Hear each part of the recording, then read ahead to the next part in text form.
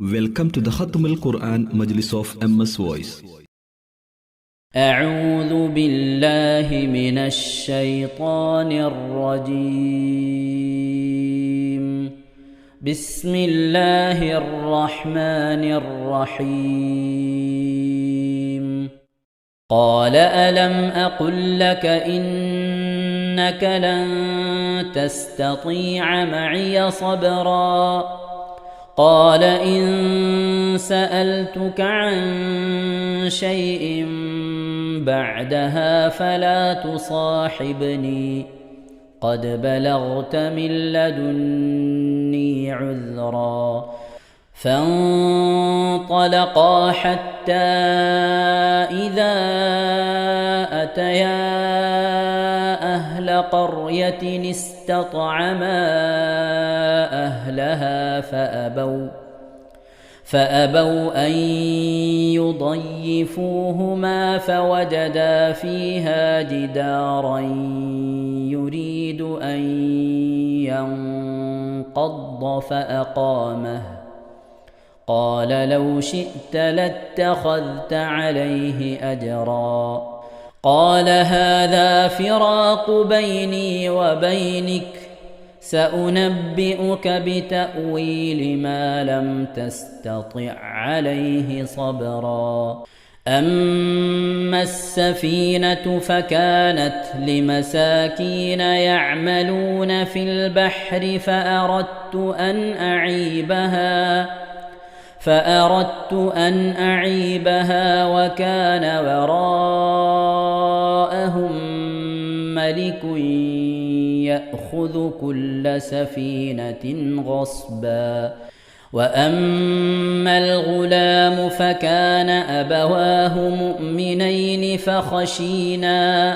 فخشينا أن يرهقهما طغيانا وكفرا فأردنا أن يبدلهما ربهما خيرا منه زكاة وأقرب رحما وأما الجدار فكان لغلامين يتيمين في المدينة وكان تحته كنز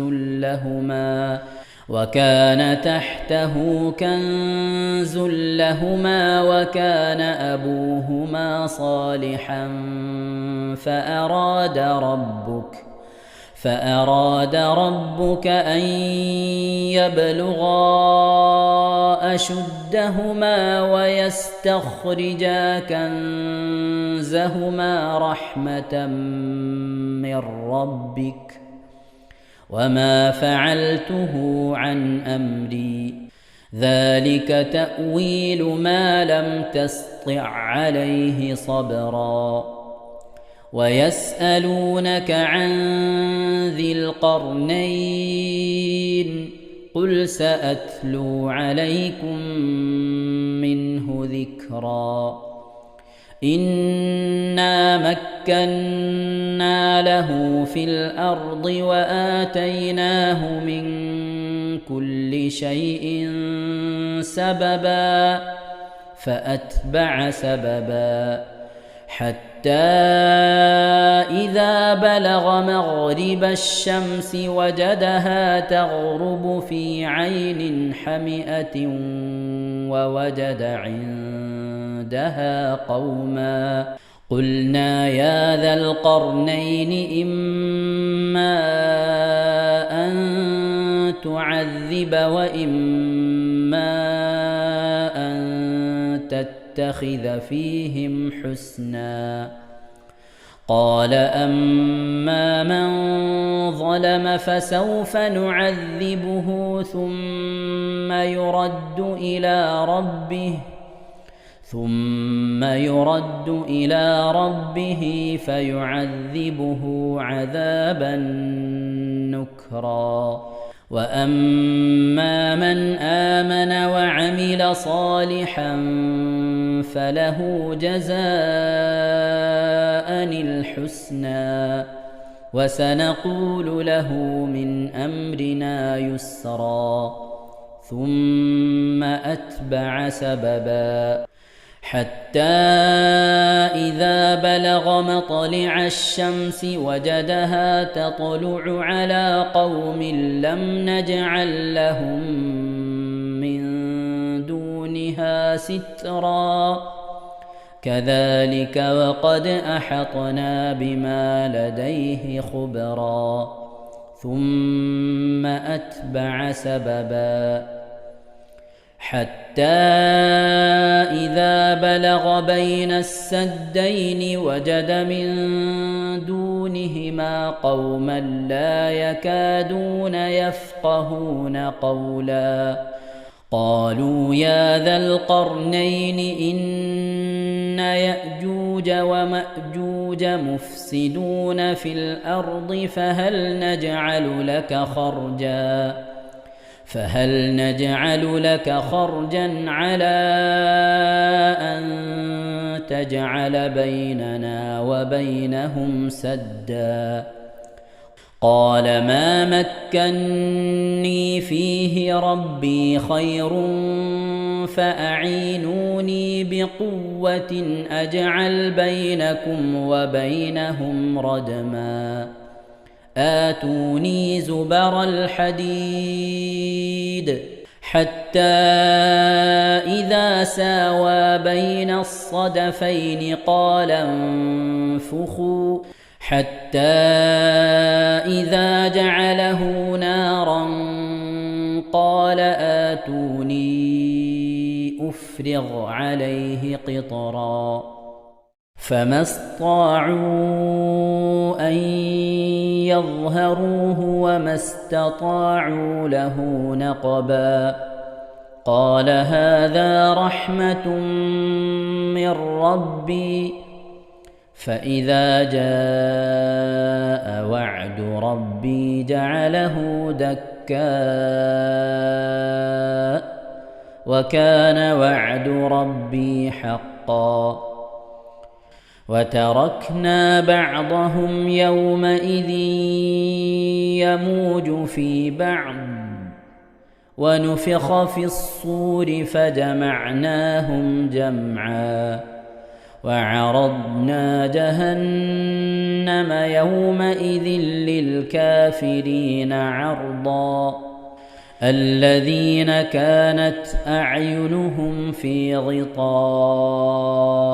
عن ذكري وكانوا لا يستطيعون سمعا أفحسب الذين كفروا أن يتخذوا عبادي من دوني أولياء إنا أعتدنا جهنم للكافرين نزلا قل هل ننبئكم بالأخسرين أعمالا الذين ضل سعيهم في الحياة الدنيا وهم يحسبون أنهم يحسنون صنعا أولئك الذين كفروا بآيات ربهم ولقائه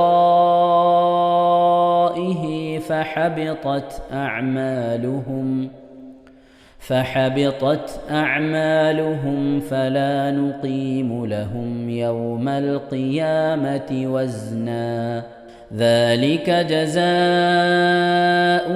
جهنم بما كفروا واتخذوا آياتي ورسلي هزوا إن الذين آمنوا وعملوا الصالحات كانت لهم جنات الفردوس نزلا خالدين فيها لا يبغون عنها حولا قل لو كان البحر مدادا لكلمات ربي لنفد البحر قبل أن تنفد كلمات ربي ولو جئنا بمثله مددا قل إنما أنا بشر مثلكم يوحى إلي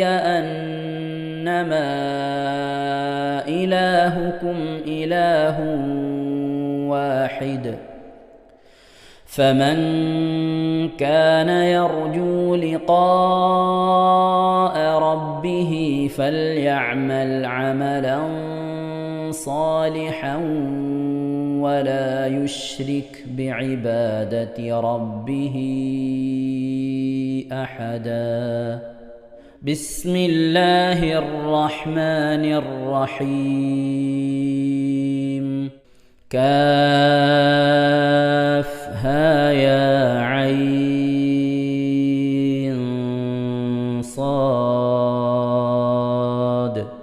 ذكر رحمة ربك عبده زكريا إذ نادى ربه نداء خفيا قال رب إني وهن العظم مني واشتعل الرأس شيبا ولم أكن بدعائك رب شقيا وإني خفت الموالي من ورائي وكانت امرأتي عاقرا فهب لي من لدنك وليا يرثني ويرث من آل يعقوب واجعله رب رضيا يا زكريا إنا نبشرك بغلام اسمه يحيى لم نجعل له من قبل سميا قال رب أنى يكون لي غلام وكانت امرأتي عاقرا وقد بلغت من الكبر عتيا قال كذلك قال ربك هو علي هين وقد خلقتك من قبل ولم تك شيئا قال رب اجعل لي آية قال آيتك ألا تكلم الناس 3 ليال سويا فخرج على قومه من المحراب فأوحى إليهم أن سبحوا بكرة وعشيا صدق الله العظيم. അല്ലാഹു സുബ്ഹാനഹു തആല നമ്മോദിയ പരിശുദ്ധമായ ഖുർആൻ ശരീഫിനെ നമ്മിൽ നിന്ന് സ്വീകരിക്കട്ടെ. എന്തെങ്കിലും പാകപ്പിഴകളൊക്കെ വന്നുപോയി അള്ളാഹു വിട്ടുപുറത്ത് മാപ്പാക്കി നൽകി അനുഗ്രഹിക്കട്ടെ. ഇതൊക്കെ നാളെ നമ്മുടെ ഖബറിലേക്ക് ഉപകരിക്കുന്ന സൽക്രമമായി അള്ളാഹു കബൂൽ ചെയ്യട്ടെ. ആമീൻ യാ റബ്ബൽ ആലമീൻ. പ്രിയമുള്ള മുഅ്മിനീങ്ങളെ, എന്തൊക്കെയാണ് വിശേഷങ്ങൾ? എല്ലാവർക്കും സുഖം തന്നെയല്ലേ? അള്ളാഹു ഇഹത്തിൽ പരത്തിലും നമുക്കൊക്കെ സുഖവും സന്തോഷമൊക്കെ നൽകട്ടെ. ആമീൻ മുഅ്മിനീങ്ങളെ. ഇന്ന് നമ്മൾ 16ാമത്തെ ജുസ് ആരംഭിച്ചിരിക്കുകയാണ്. അൽ കഹ്ഫ് സൂറത്താണ് നമ്മൾ പാരായണം ചെയ്തിരുന്നത്. ഇന്ന് അൽ കഹ്ഫ് സൂറത്ത് കഴിഞ്ഞു അടുത്ത സൂറത്തിലേക്ക് നമ്മൾ പ്രവേശിച്ചു. അൽഹംദുലില്ലാഹ്, പരിശുദ്ധമായ ദുൽഹിജ്ജ മാസം നമ്മോട് വിട പറയാൻ പോവുകയാണ്. പുതിയൊരു വർഷം നമ്മിലേക്ക് കടന്നു വരാൻ പോവുകയാണ്. അപ്പോൾ വർഷത്തിൻ്റെ ദുൽഹിജ്ജ മാസമാണല്ലോ ഒരു വർഷത്തിൻ്റെ അവസാനത്തെ മാസം. അപ്പോൾ നാം ഇപ്പോൾ ഉള്ളത് വർഷാവസാനത്തിലാണുള്ളത്. ഇന്ന് ദുൽഹിജ്ജ 29 ഇന്ന് മഗ്‌രിബിന് ശേഷം, ഇന്ന് വ്യാഴാഴ്ച ദുൽഹിജ്ജ 29. ഇന്ന് മാസം കാണുകയാണെങ്കിൽ മഗ്‌രിബിന് ശേഷം മാസം കണ്ടതായി വിവരം കിട്ടിയാൽ നാളെ വെള്ളിയാഴ്ച ദുൽഹിജ്ജ അല്ല, മുഹറം 1 പുതുവർഷമായിരിക്കും. നമ്മെ സംബന്ധിച്ചിടത്തോളം, മുസ്ലിങ്ങളെ സംബന്ധിച്ചിടത്തോളം പുതുവർഷത്തിൻ്റെ തുടക്കമാസം ജനുവരി അല്ല, നമ്മുടെ പുതുവർഷത്തിൻ്റെ തുടക്കം മുഹറം മാസമാണ്. മുഹറം മാസം പുതുവർഷമാകുമ്പോൾ ഹാപ്പി ന്യൂ ഇയർ ഒക്കെ പറഞ്ഞുകൊണ്ട് പലവരും പല രീതിയിൽ പാട്ടും ഡാൻസും ഒക്കെ വെച്ചുകൊണ്ട് ഇങ്ങനെ ആഹ്ലാദിച്ച് അവരിങ്ങനെ പാട്ടുപാടി കൂത്തടിച്ച് ദൂർത്തടിച്ച് ഇങ്ങനെ നടക്കും. മുസ്ലിങ്ങളായ നമ്മെ സംബന്ധിച്ചിടത്തോളം നമ്മളെ ആയുസ്സിൽ നിന്ന് ഒരു വർഷം ഇതാ കൊഴിഞ്ഞു പോയിരിക്കുകയാണ്. നമ്മൾ മരണത്തിലേക്ക് ഖബറിലേക്ക് അടുത്തുകൊണ്ടിരിക്കുകയാണ്. അപ്പോൾ നമുക്കൊരു നിലക്കും ഒരു വർഷം നമ്മിൽ നിന്ന് വിട പറഞ്ഞു പോകുമ്പോൾ നമുക്ക് സന്തോഷിക്കാൻ കഴിയില്ല. നമുക്ക് വിഷമമാണ്, പ്രയാസമാണ്, ദുഃഖമാണ്. ആയതുകൊണ്ട് തന്നെ ഈ നമ്മോട് വിട പറഞ്ഞു പോകുന്ന ഈ വർഷം അത് നമുക്ക് അനുകൂലമാകണം. ഈ വർഷത്തിൽ നമ്മൾ ഇന്ന് സംഭവിച്ചു പോയ തെറ്റുകുറ്റങ്ങളൊക്കെ പടച്ചാമ്പുരാൻ നമുക്ക് പുറത്തു തരണം. അതുപോലെ തന്നെ ചെയ്ത സൽക്കർമ്മങ്ങളൊക്കെ അള്ളാഹു സ്വീകരിക്കണം. ഇതിനു വേണ്ടി റബ്ബിനോട് നമ്മൾ ദുആ ചെയ്യണം. സാധാരണ കിതാബുകളൊക്കെ കാണുന്ന ഒരു ദുആ ഇൻഷാ അല്ലാഹ് ഞാൻ ഇതിന്റെ ശേഷം ദുആ ചെയ്യുന്നുണ്ട്. വർഷാവസാനത്തിൽ ദുആ ചെയ്യേണ്ട ദുആ. അതുപോലെ തന്നെ പുതുവർഷം ആരംഭിച്ച് മുഹറം 1 നാളെ എന്നറിഞ്ഞാൽ, അല്ലെങ്കിൽ മറ്റന്നാൾ മുഹറം 1 എന്നറിഞ്ഞാൽ ചൊല്ലേണ്ട ദുആ. ആ ദുആ കൊണ്ട് എല്ലാതും 3 പ്രാവശ്യം ചുരുങ്ങിയത് ചൊല്ലി അള്ളാഹുവിനോട് ദുആ ചെയ്യണം. അള്ളാഹു കബൂൽ ചെയ്യട്ടെ. അതുപോലെ തന്നെ ഒരു വർഷത്തിന്റെ ഒടുക്കം നന്നായാൽ തുടക്കം നന്നായാൽ ഒടുക്കം നന്നാവും. ഇനി തുടക്കം നന്നായില്ലെങ്കിലും ഒടുക്കം നന്നാകാൻ നമ്മൾ ശ്രമിക്കണം. നമ്മളിപ്പോൾ ഒരു വർഷത്തിന്റെ ഒടുക്കത്തിലാണുള്ളത്, ദുൽഹിജ്ജ മാസത്തിലാണുള്ളത്. ആയതുകൊണ്ട് തന്നെ റബ്ബിലേക്ക് കൂടുതൽ അടുക്കുക, ദുആ ചെയ്യുക, ഇസ്തിഗ്ഫാർ ചെയ്യുക, പടച്ചവനോട് ദുആ ചെയ്യുക. അതുപോലെ ഇനി ഒരു പുതുവർഷം നമ്മിലേക്ക് കടന്നു വരും. ആ പുതുവർഷത്തിന്റെ തുടക്കം നന്നാവാൻ നമ്മൾ എന്ത് ചെയ്യണം? വർഷാരംഭത്തിലുള്ള ദുആ ചെയ്യുക. അതിന്റെ പുറമെ സുന്നത്ത് നോമ്പ് നോൽക്കാൻ വേണ്ടി ശ്രമിക്കുക. ഒരു വർഷത്തിന്റെ തുടക്കം നോമ്പ് കൊണ്ട് നമ്മൾ തുടങ്ങിയാൽ ആ വർഷം മുഴുവൻ നമുക്ക് അനുകൂലമാകും. നോമ്പ് സുന്നത്ത് നോമ്പാക്കേണ്ട. റമളാനിൽ ഖളായി പോയ നോമ്പിനെ നോറ്റ് വീട്ടാം. അതുപോലെ തന്നെ സുന്നത്ത് നോമ്പ്, മുഹറത്തിന്റെ സുന്നത്ത് നോമ്പിനെ അല്ലാഹു തആലക്ക് വേണ്ടി നോറ്റ് വീട്ടുന്നു എന്ന് കരുതി അങ്ങനെ നോമ്പ് നോൽക്കാം. മുഹറം 1 മുതൽ 10 വരെ നോമ്പ് നോൽക്കൽ സുന്നത്തുണ്ട്. അതുപോലെ തന്നെ മുഹറം മാസം 1 അന്ന് നമ്മൾ ചെയ്യേണ്ട 1-2 പ്രത്യേകമായ അമലുകൾ. ബിസ്മില്ലാഹിർ റഹ്മാനിർ റഹീം എന്ന് ഒറ്റക്ഷരത്തിൽ 313 വട്ടം എഴുതി, വെള്ളക്കടലാസിൽ, വൃത്തിയുള്ള കടലാസിൽ 313 വട്ടം ഒറ്റക്ഷരത്തിലാക്കി എഴുതി വീട്ടിൽ വെക്കുകയോ പോക്കറ്റിൽ സൂക്ഷിക്കുകയോ ചെയ്യുക. അതുപോലെ തന്നെ 360 വട്ടം, ഒരു വർഷത്തിൽ 360 ദിവസമാണുള്ളത്. അതുകൊണ്ട് തന്നെ 360 വട്ടം ആയത്തുൽ കുർസി ഓതുക. ആ ആയത്തുൽ കുർസി അങ്ങനെ ഓതുന്നതിലൂടെ അല്ലാഹു സുബ്ഹാനഹു വ തആല വർഷം മുഴുവൻ ശൈത്വാനിയത്തിന്റെ ശർറിൽ നിന്ന്, ഉപദ്രവങ്ങളിൽ നിന്ന് അല്ലാഹു നമുക്ക് കാവല് നൽകുമെന്നാണ്. അല്ലാഹു സുബ്ഹാനഹു വ തആല തൗഫീഖ് നൽകട്ടെ. പരിശുദ്ധമായ മുഹറം മാസത്തെ ആദരിക്കുക, ബഹുമാനിക്കുക. അല്ലാഹു ആദരിച്ചവരെ ആദരിക്കാനും ആദരിച്ച വസ്തുക്കളെ, മാസങ്ങളെ, സമയങ്ങളൊക്കെ ആദരിക്കാനൊക്കെ അല്ലാഹു നമുക്ക് തൗഫീഖ് നൽകട്ടെ. ഈമാനുള്ള ഹൃദയങ്ങളിൽ നിന്നുണ്ടാകുന്ന സ്വഭാവങ്ങളാണത്. അല്ലാഹു കബൂലാക്കട്ടെ. ആമീൻ. പ്രിയമുള്ള മുഅ്മിനീങ്ങളെ, ഇൻഷാ അല്ലാഹ് നമ്മൾ ഇനി വർഷാവസാനത്തിലെ ദുആവും വർഷാരംഭത്തിലെ ദുആവും ഒന്ന് കേൾക്കാം. അത് നിങ്ങളൊന്ന് കേട്ട് പഠിച്ച് മനസ്സിലാക്കി അതുപോലെ ഓതാൻ വേണ്ടി, ദുആ ചെയ്യാൻ വേണ്ടി ശ്രമിക്കണം. അല്ലാഹു തൗഫീഖ് നൽകട്ടെ. പ്രിയമുള്ള മുഅ്മിനീങ്ങളെ, വർഷാവസാനത്തിൽ ദുആ ചെയ്യാനുള്ള ദുആ ഇതാണ്. ഇതെല്ലാവരും 3 വട്ടം ദുആ ചെയ്യണം. അതുപോലെ വർഷാരംഭത്തിൽ ദുആ ചെയ്യേണ്ട ദുആ ഉണ്ട്. അതും 3 വട്ടം ദുആ ചെയ്യേണ്ട ദുആ. ഒരു വർഷം നമ്മിൽ നിന്ന് വിട പറയുമ്പോൾ ആ വർഷത്തിന് സംഭവിച്ചു പോയ തെറ്റുകുറ്റങ്ങളൊക്കെ പടച്ചതമ്പുരാനോട് പൊറുക്കലിനെ ചോദിച്ചുകൊണ്ടും ചെയ്ത സൽക്രമങ്ങളൊക്കെ സ്വീകരിച്ച് രക്ഷപ്പെടാൻ ഉതകുന്ന രീതിയിലുള്ള പ്രതിഫലം ലഭിക്കാനൊക്കെ വേണ്ടിയിട്ടുള്ള പ്രാർത്ഥനയാണ്. അപ്പോൾ ഈ പ്രാർത്ഥന മനസ്സറിഞ്ഞുകൊണ്ട് ദുൽഹിജ്ജയുടെ അവസാന ദിവസം 29-നും അതുപോലെ തന്നെ 30-നും ഇന്നും നാളെയും ഒക്കെ ആയിക്കൊണ്ട് ദുആ ചെയ്യുക. ദുആ ഇങ്ങനെയാണ്: ബിസ്മില്ലാഹിർ റഹ്മാനിർ റഹീം വസല്ലല്ലാഹു അലാ സയ്യിദിനാ മുഹമ്മദിൻ വഅലാ ആലിഹി വസഹ്ബിഹി വസല്ലം. അല്ലാഹുമ്മ മാ അലിംതു ഫീ ഹാദിഹി സനതി മിമ്മാ നഹൈതനി അൻ فلم أتوب منه ولم ترضه ونسيته ولم تنسه وحلمت علي بعد قدرتك على عقوبتي ودعوتني إلى التوبة بعد جراءتي على معصيتك فإني أستغفرك فاغفر لي بفضلك ما عملت فيها مما ترضاه وعدتني عليه الثواب فأسألك اللهم يا كريم يا ذا الجلال والإكرام أن تتقبل مني ولا تقدر رجائي منك يا كريم. وصلى الله على سيدنا محمد وعلى آله وصحبه وسلم. ഇതിപ്പോൾ നമ്മൾ ഒരു വട്ടം ദുആ ചെയ്തു, ഇതുപോലെ 3 വട്ടം ദുആ ചെയ്യണം. ഈ ദുആ നിങ്ങളെ പരിചയപ്പെടുത്താൻ വേണ്ടി ഈ ദുആ നിങ്ങൾക്ക് ചൊല്ലിത്തരുന്നതാണ്. നിങ്ങളുടെ സൗകര്യം പോലെ എന്ത് ചെയ്യണം, ഇൻഷാ അല്ലാഹ് ഈ ദുആ ഇരുന്ന് 3 വട്ടം ദുആ ചെയ്യണം. വർഷാരംഭത്തിലെ ദുആ അഥവാ മുഹറം 1 അറിഞ്ഞു കഴിഞ്ഞാൽ അന്നത്തെ ദിവസം ദുആ ചെയ്യേണ്ട ദുആയാണ് ഇത്. ബിസ്മില്ലാഹിർ റഹ്മാനിർ റഹീം വസല്ലല്ലാഹു അലാ സയ്യിദിനാ മുഹമ്മദിൻ വആലിഹി വസഹ്ബിഹി വസല്ലം. അല്ലാഹുമ്മ അൻതൽ ബദിയുൽ ഖദീമുൽ അവ്വൽ വഅലാ ഫളികൽ അലീം വകരീമി ജൂദികൽ മുഅവ്വൽ വഹാദാ ആമുൻ ജദീദുൻ ഖദ് അഖ്ബൽ അസ്അലുകൽ ഇസ്മത ഫീഹി മിനശ് ശൈത്വാനി وأوليائه والعون على هذه النفس الأمارة بالسوء والاشتغال بما يقربني إليك زلفى يا ذا الجلال والإكرام وصلى الله على خير خلقه سيدنا محمد وآله وصحبه وسلم. ഇങ്ങനെ 3 വട്ടം ദുആ ചെയ്യുക. ശൈത്താന്റെ ഒരു വർഷത്തെ അധ്വാനം ഞൊടിയിട കൊണ്ട് നശിപ്പിക്കാനും അതുപോലെ തന്നെ 2 മലക്കുകളെ കൊണ്ട് ശൈത്താന്റെ സൈന്യത്തെ തൊട്ട് കൊല്ലം മുഴുവനും കാവലേകാനും ഈ ദുആ കാരണമാകുമെന്ന് മഹാന്മാർ പറഞ്ഞതായിട്ട് നമുക്ക് കാണാം. അല്ലാഹു സുബ്ഹാനഹു വ തആല തൗഫീഖ് നൽകി അനുഗ്രഹിക്കട്ടെ. പ്രിയമുള്ള മുഅ്മിനീങ്ങൾ, അപ്പോൾ നേരത്തെ ഞാൻ പറഞ്ഞത്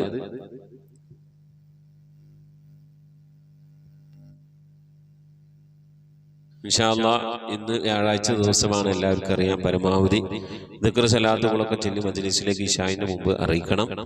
ഇന്ന് ഞാൻ എൻ്റെ മഹല്ലത്തിൽ ആഴ്ച തോറും പള്ളിയിൽ ഒരു ദിക്ർ നടക്കാറുണ്ട്.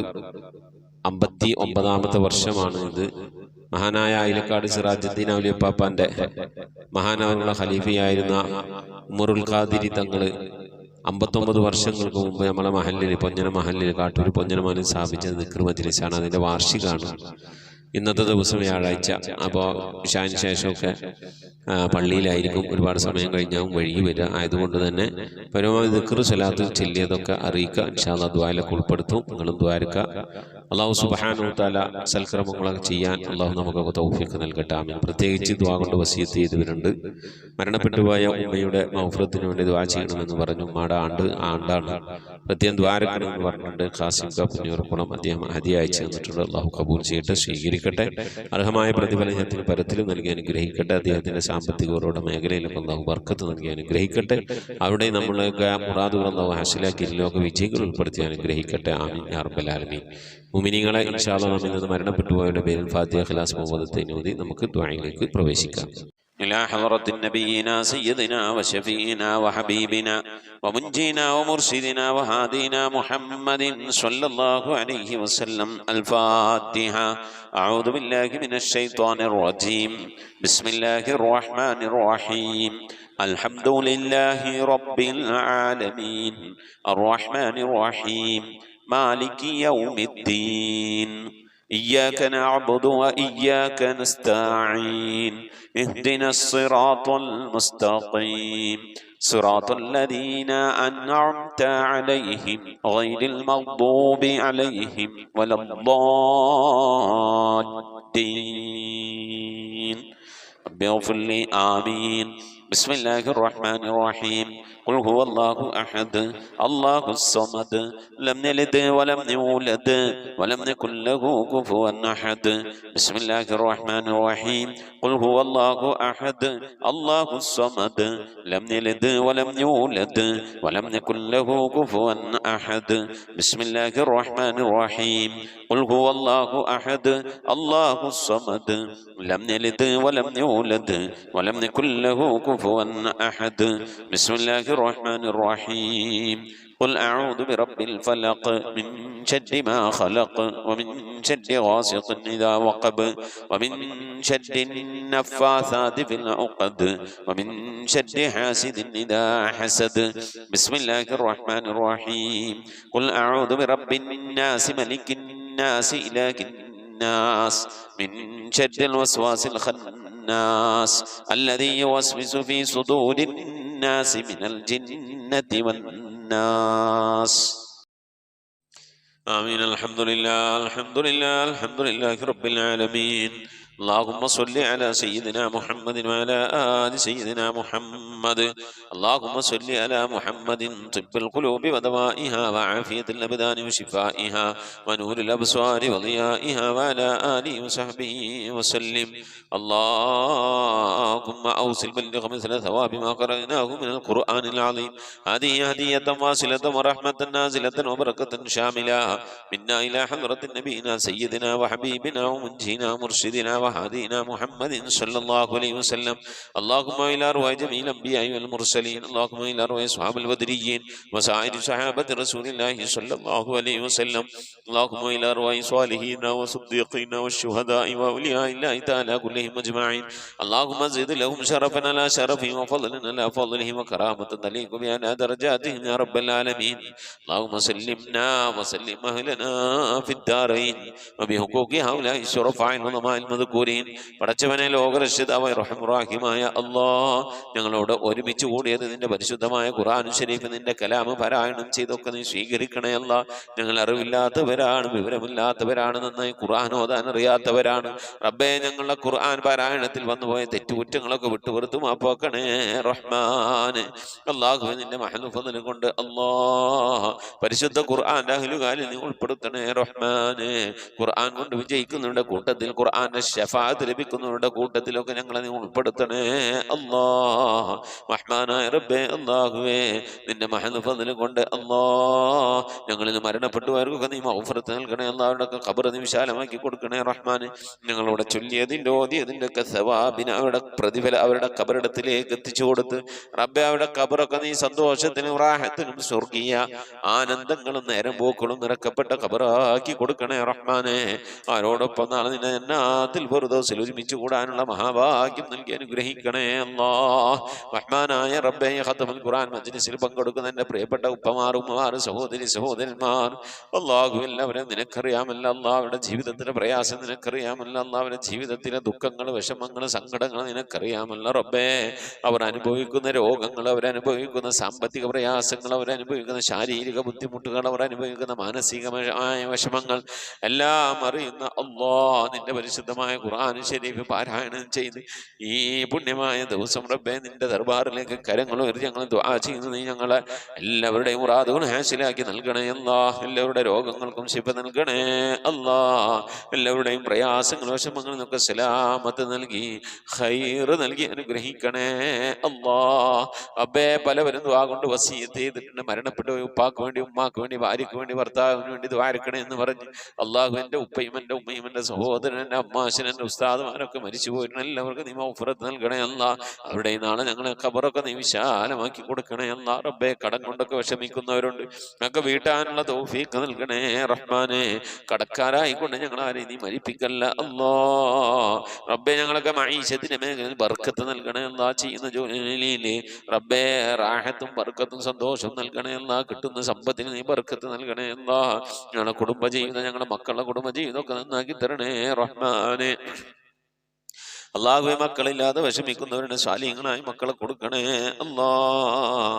അള്ളാഹുവെ, നിന്റെ മഹൽ ഫദ്ല് കൊണ്ട് വിവാഹം നടക്കാതെ വിഷമിച്ചിരിക്കുന്നവരുടെ ഖൈറായ ഇണകൾ നൽകി അനുഗ്രഹിക്കണേ അല്ലാഹ്. വീട് പണി തുടങ്ങി വെച്ചവരുണ്ട്, പൂർത്തിയാക്കാനുള്ള തൗഫീഖ് നൽകണേ അല്ലാഹ്. വീടില്ലാതെ വിഷമിക്കുന്നവരുടെ റാഹത്തായി വീട് നൽകി അനുഗ്രഹിക്കണേ അല്ലാഹ്. റഹ്മാനായ റബ്ബേ, ഖത്മുൽ ഖുർആൻ മജ്ലിസിൽ പങ്കെടുക്കുന്ന എൻ്റെ പ്രിയപ്പെട്ട ഉപ്പമാർ, ഉമ്മമാർ, അവരുടെയൊക്കെ മുറാദ് നിനക്കറിയാം. അവരുടെ മനസ്സിലെ വിഷമവും പ്രയാസവും സങ്കടവും ഒക്കെ അറിയുന്ന അല്ലാഹ്.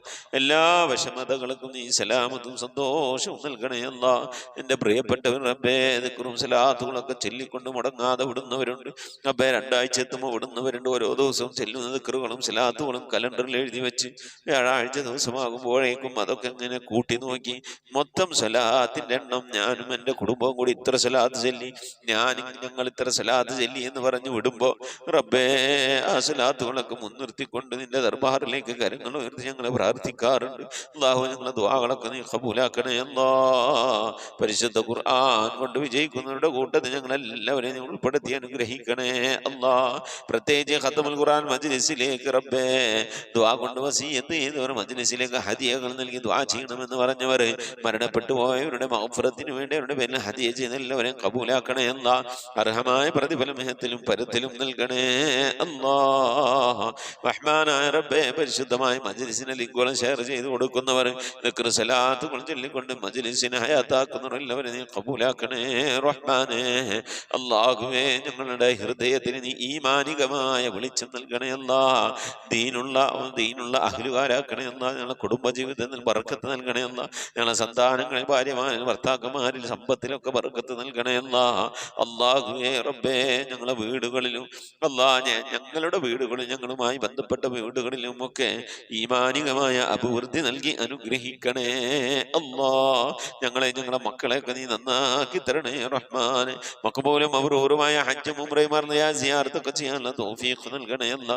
ഹജ്ജ് ചെയ്യാതെ, ഉംറ ചെയ്യാതെ, മർദിയായ സിയാറത്ത് ചെയ്യാതെ റബ്ബേ ദുനിയാവിൽ നിന്ന് വിട്ടുപോകേണ്ട ഒരു അവസ്ഥയിലേക്ക് ഞങ്ങളെ നീ എത്തിക്കല്ല അല്ലാ. അല്ലാഹുവേ അവസാന സമയം നിന്റെ ഹബീബിനെ കണ്ടുകൊണ്ട് സന്തോഷിച്ച് കലിമ ചൊല്ലിക്കൊണ്ട് മരിക്കാനുള്ള ഭാഗ്യം നൽകണേ അല്ലാ. ബിഹഖി മുഹമ്മദിൻ സല്ലല്ലാഹു അലൈഹി വസല്ലം വആലി മുഹമ്മദിൻ സല്ലല്ലാഹു അലൈഹി വസല്ലം വഅസ്ഹാബി മുഹമ്മദിൻ സല്ലല്ലാഹു അലൈഹി വസല്ലം. റബ്ബനാ ആതിനാ ഫിദ്ദുനിയാ ഹസനതൻ വഫിൽ ആഖിറതി ഹസനതൻ വഖിനാ അദാബന്നാർ. റബ്ബനാ ഇഗ്ഫിർ ലനാ വർഹംനാ വലിവാലിദീനാ വലിമൻ മാതു മിന്നാ يا أرحم الراحمين. صلى الله تعالى وسلم على خير خلقه سيدنا محمد وآله وصحبه أجمعين. سبحان ربك رب العزة عما يصفون وسلام على المرسلين والحمد لله رب العالمين. صلى الله على محمد صلى الله عليه وسلم. صلى الله على محمد صلى الله عليه وسلم. اللهم صل على محمد يا رب صل عليه وسلم. പ്രിയമുള്ള മുഅ്മിനീങ്ങളെ, പരമാവധി ദിക്ർ സലാത്തുകളൊക്കെ ചൊല്ലി ഇൻഷാ അല്ലാഹ് ഇന്ന് ഇശാന് മുമ്പായിക്കൊണ്ട് അറിയിക്കണമെന്ന് ഓർമ്മപ്പെടുത്തുന്നു. അസ്സലാമു അലൈക്കും വറഹ്മത്തുള്ളാഹി വബറകാതുഹു.